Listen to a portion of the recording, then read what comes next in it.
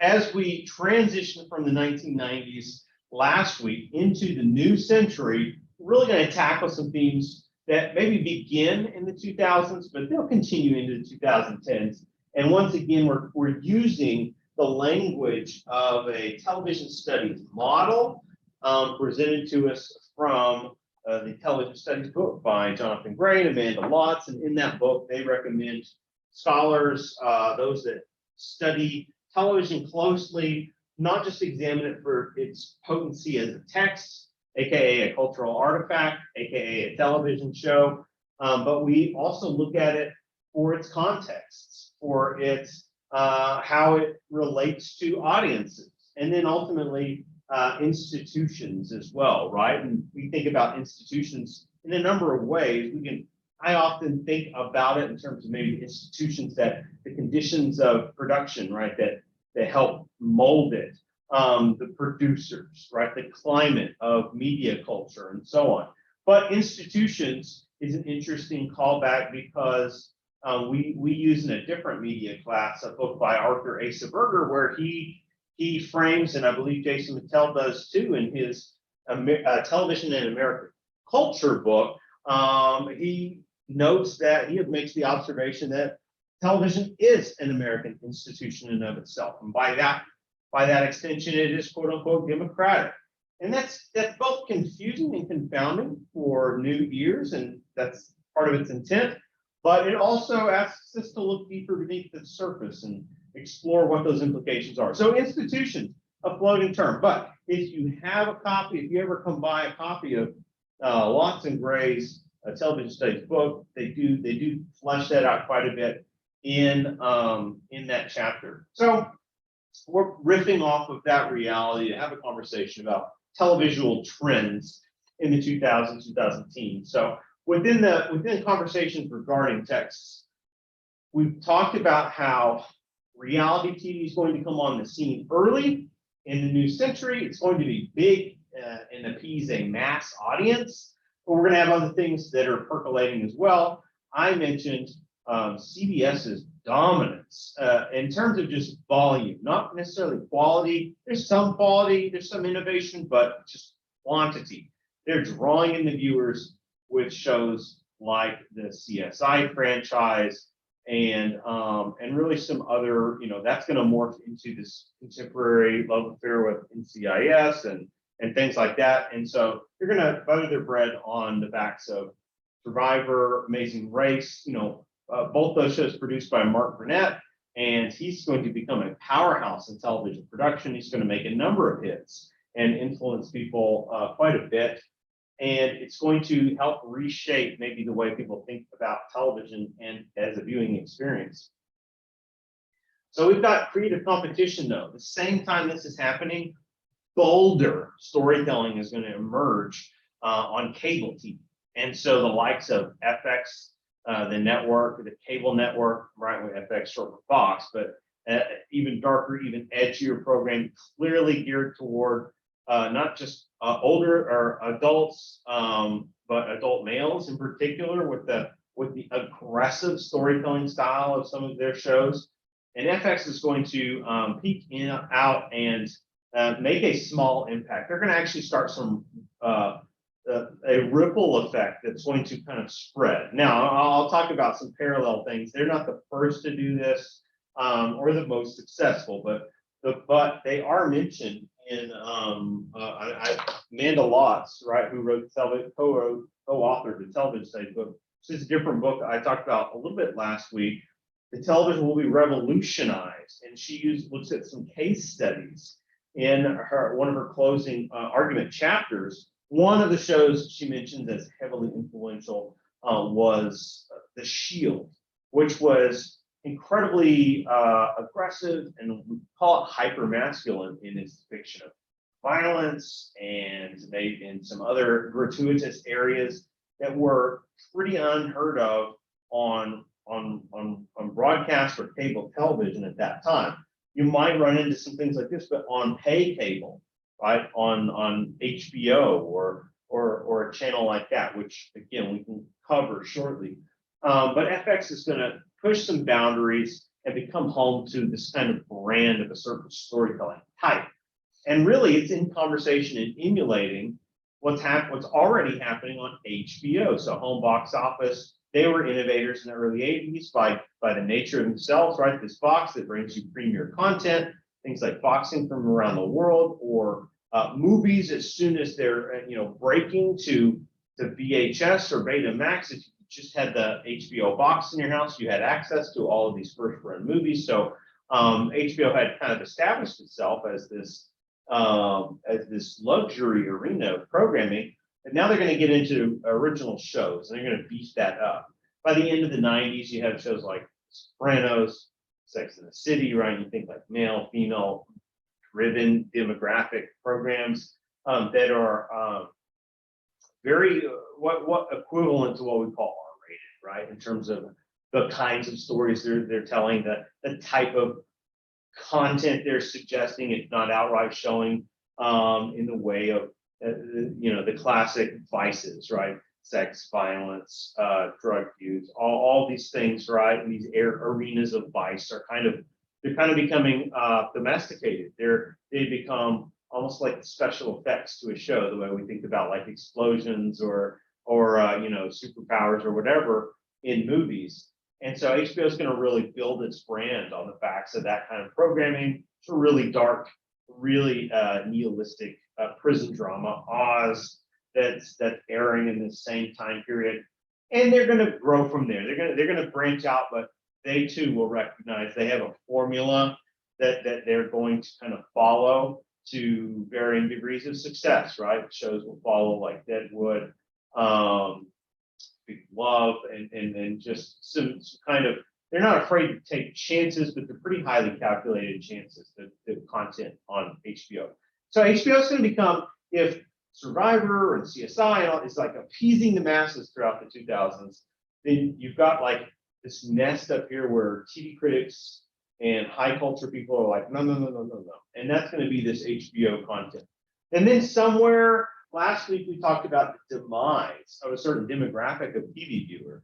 The young male demographic was quickly disappearing from television viewing practices because they were taking up other things like video gaming, time on the internet. Of course, there's any number of activities, but when we think about people consuming media, that video games had taken this huge chunk out of the TV audience. It was the beginning of this kind of fragmentation that was already taking place, but was going to keep splintering.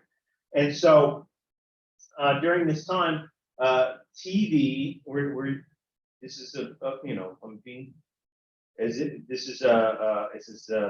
I'm using personification, to make an example. This is not accurate, but TV had to think of a way to draw back in those lost viewers. And so you have a channel like FX going with shows like The Shield, Talk, American Horror Story later shows like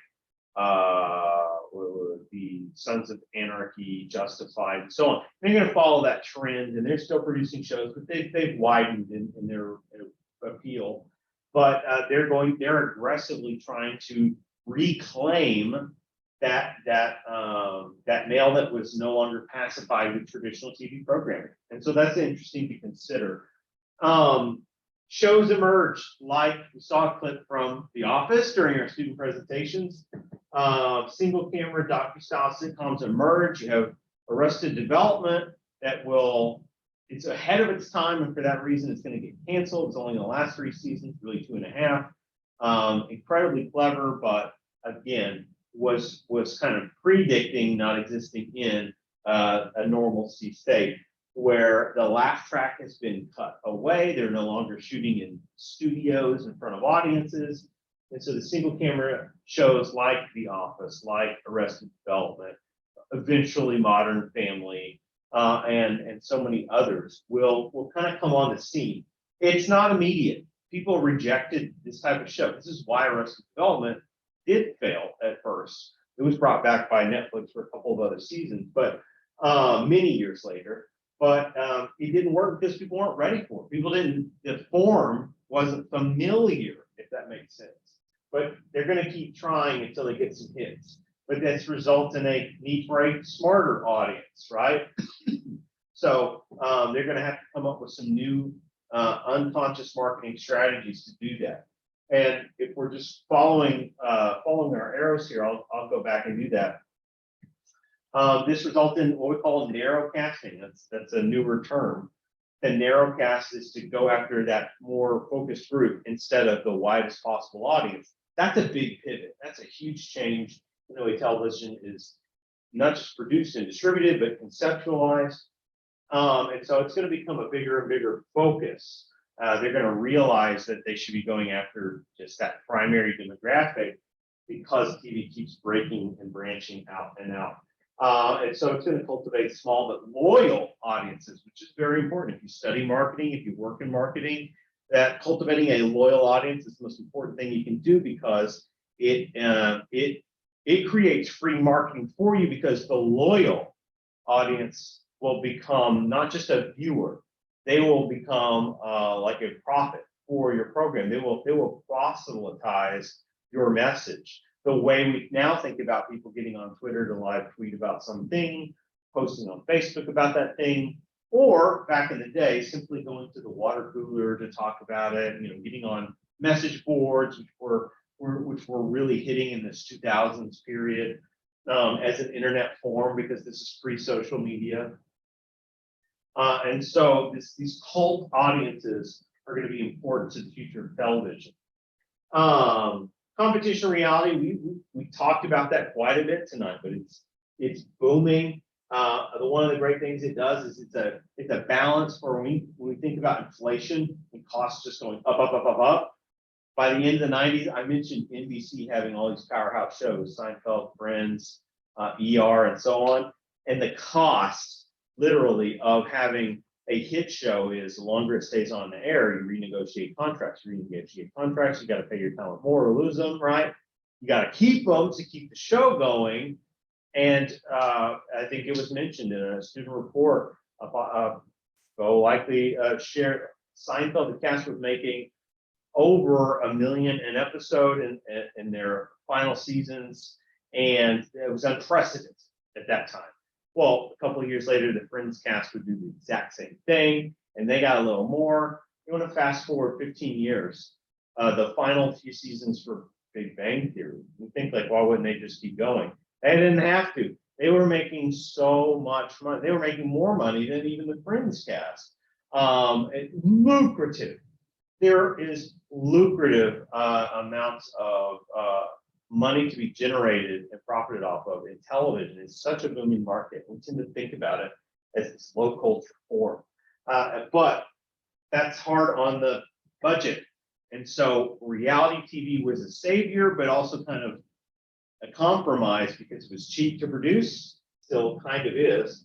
And they would networks kept introducing more and more reality programming to offset the escalating costs of original dramas and sitcoms. So you have this slow and steady elimination of the traditional TV schedule. And this is due to a couple of factors. The first would be what used to be referred to, the colloquial term was TiVo, which was a brand and not the most popularly absorbed into culture, but there's something about being one of the first, right? So TiVo was an independent unit that you could acquire and then plug in. That is what we refer to as a DVR today, right? So you could digitally record digital video recording devices.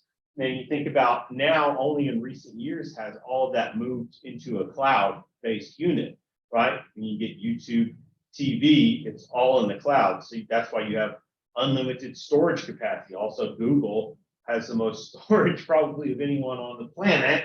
So that's how they can make that work. They're already invested in that direction. But a DVR suddenly allowed you to do this new key term here, time shift your programming, your favorite shows, of time shifting, enormous activity that's going to change culture. No longer could you afford to go to the water cooler because they might be talking about the show last night that you missed, and you were waiting until you got home, right, from work today to hit, because TV's still in such a influential mode culturally. And so you're going to see fragmentation of time and scheduling and programming and audiences, like they're all kind of getting shattered because technology is going to allow us to begin to time shift. Another advent of technology that I haven't talked about fully yet is high definition TV. This is a game changer. The advent of high definition TV changed the landscape and actually created these were the conditions that made TV even more expensive as well, because suddenly you needed to have a better, brighter, fully focused subject that you're, whether it's live sports, whether it's a sitcom, whether it's drama, like suddenly the sitcoms needed more attention to detail in their backdrops and their sets. Dramas needed to account for all the angles and everything. High definition, kind of, the TV went from a square box to like this panoramic view. And you've got all that extra information that you've got to account for. Technology shifts. Do we record on film? Do we shift to digital? And so we have this transitional period. All that's taking place in the 2000s, along with these themes. The technology is this key conduit. It's going to be controversial. It's going to be political. People were up in arms. There was this threat of, does my TV work anymore? Is it going to work for me or isn't it? And people were getting real, and this sounds ludicrous, but like Congress had to get on national television and be like, don't worry, we're going to give the FCC this window of adjustment, and we're going to press them to lower prices on these high definition TVs, and we're going to allow the traditional signal to go up to give the consumer long enough time to adapt and adjust. Bonkers, bananas, right? Before this, people had the glass units and the wooden boxes and old style traditional television sets, very heavy, very spacious, and we're going to have this adoption into high def, and people were really resistant to this at first. They didn't want. There was no thought of like, oh, well, how in the world could I afford to change television? That's a lot of money, and it was. And early adoption was expensive, speaking from experience. But it's just like maybe shifting gears when we shifted gears to the smartphone, which would happen years later. It was a paradigm shift. That's what we call it. A paradigm shift is a kind of point in time in which things before are drastically different than things after, like that they forever impact some monumental change on society or culture. So high definition television was a paradigm shift, just as smartphones were as well, and the internet was, and so on. So it's interesting to be able to mark times in history with technological advances. We think about the advent of a light bulb as a paradigm shift in history, after the nuclear bomb, the atomic bomb, 100 million%, a paradigm shift in the way that we think about technology in the world, dangers, harms, threats, practices. So paradigm shift is a really valuable term to be able to use in places like this. But this is going to signal broadcast networks, lots of popular shows coming on TV all the time. People are getting swept up. Even really nutty shows like Lost, which is this kind of castaway drama that's got a lot of mysteries and riddles to it, and it's confusing, but it's character driven also. And people were going gonzo for the show for a few years anyway. Shows like 24, which were really capitalizing on the zeitgeist coming out of 9/11, right? And maybe like for the better, for the worse. It was the kind of show people needed to maybe feel good about the war on terror thesis. That research paper, somebody, don't worry, there's been dozens and dozens of journalistic and scholarly works written about that show and its kind of timing with 9/11 culture. And so those kinds of shows are creating waves and getting people chatting and watching TV and stuff. Shows the anti-hero. I mentioned Sopranos, I mentioned Deadwood, I mentioned later things like Sons of Anarchy, or earlier things like The Shield. But they're going to be programs like Dexter, right? And this wave of adaptations, and this is all part of this huge wave of anti-hero genre programming that will kind of, toward the back end of it, reach a new level of aesthetic quality. Shows like Mad Men and Breaking Bad, and then most recently, I think Better Call Saul has just left the airwaves. But these are shows about anti-heroes, as to say, it's the central focus is on a character whose qualities are a combination of relatable but slightly bordering on unhinged, right? There's a sociopathy to many of their choices, right? And the audience is compelled to follow them on these dark journeys to see what happens, to see how this drama plays out. And so that anti-hero is going to be this signature part of like the drama on cable and even broadcast networks and things. So this is going to result in what Amanda Lotz, once again, hey yo, this author, I'm going to pop up a third book of hers that tackles this exact subject. It's called Cable Guys. All right, Cable Guys, television and masculinities in the 21st century. And it's going to tackle many of these shows I just listed in a way that's kind of looking at how masculinity was almost evolving, or both reflecting new qualities and old qualities that were compelling but also problematic. Fascinating subject matter. And then so something that this is a period where television studies emerged as this huge field of interest in intellectual circles. And so you may have noticed at times we refer to our COMM4413 class as an intro to television studies, just as it's a history course, a media history course through the lens of television. It's all of these things. And it's kind of endorsing some of these ideas as we go. But Amanda Lotz is going to coin this term, right? When we think about the value of language, she's going to coin this term post-network. And it refers to this period where that's primary broadcast networks that we've been talking so much about throughout the course, the stuff that's just fed and influenced and persuaded, and it's no longer going to be that dominant topical point of conversation for so many people, especially idea makers, influencers. And so they refer to this as a post-network era of what John Landgraf, who was the FX's president at one point in time, referred to as peak TV, meaning a peak in quality. Of course, it was such a peak in quality, and people got so on board with like, this is where binge watching takes over. Then you're going to have the rise of streaming networks in the next decade. It's going to happen before the decade turns, but it's really the 2010s. Netflix is going to lead the way, early adapters to that model.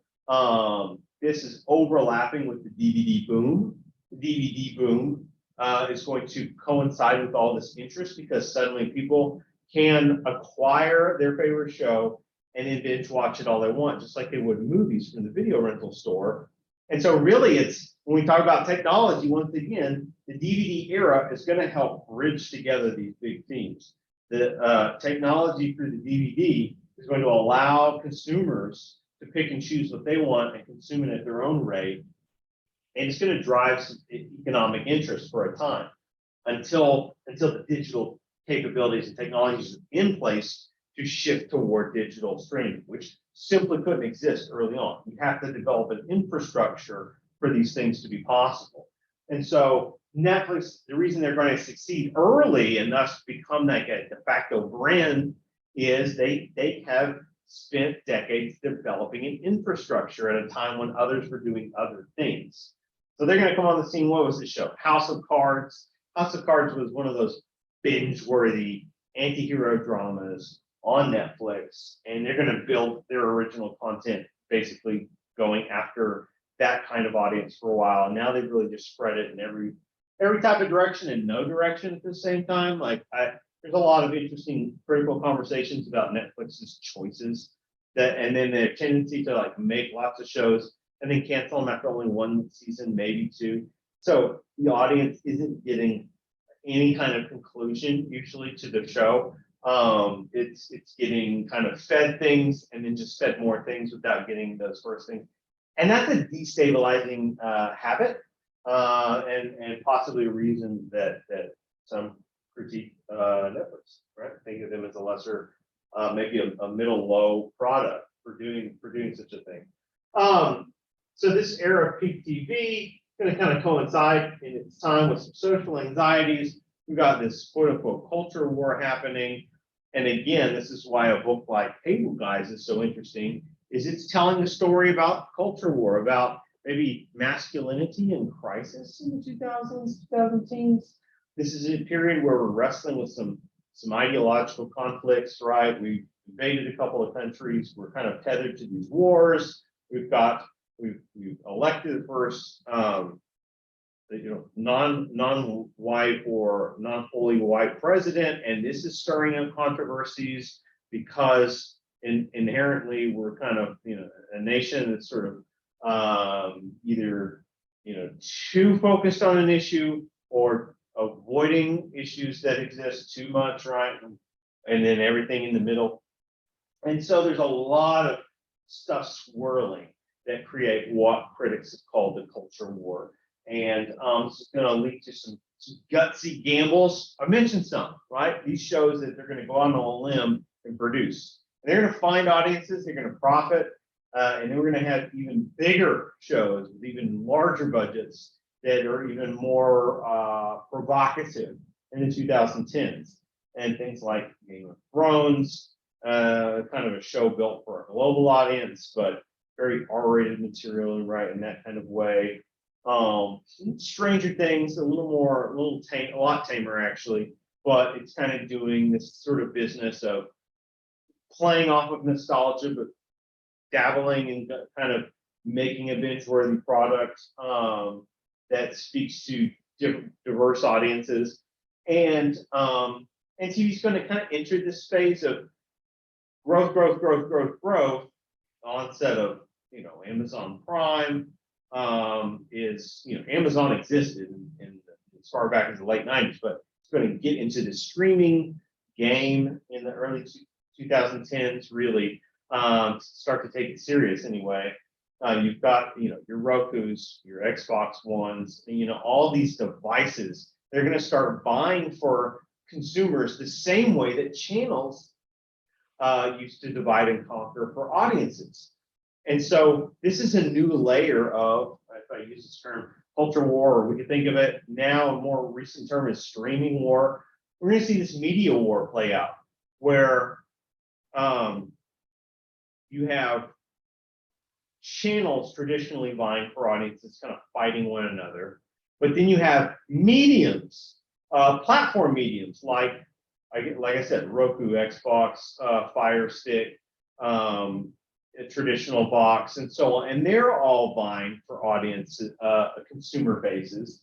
And then you're going to have the traditional other types of media that pull at the attention: video games, film, and so on, radio, or whatever the gimmick is.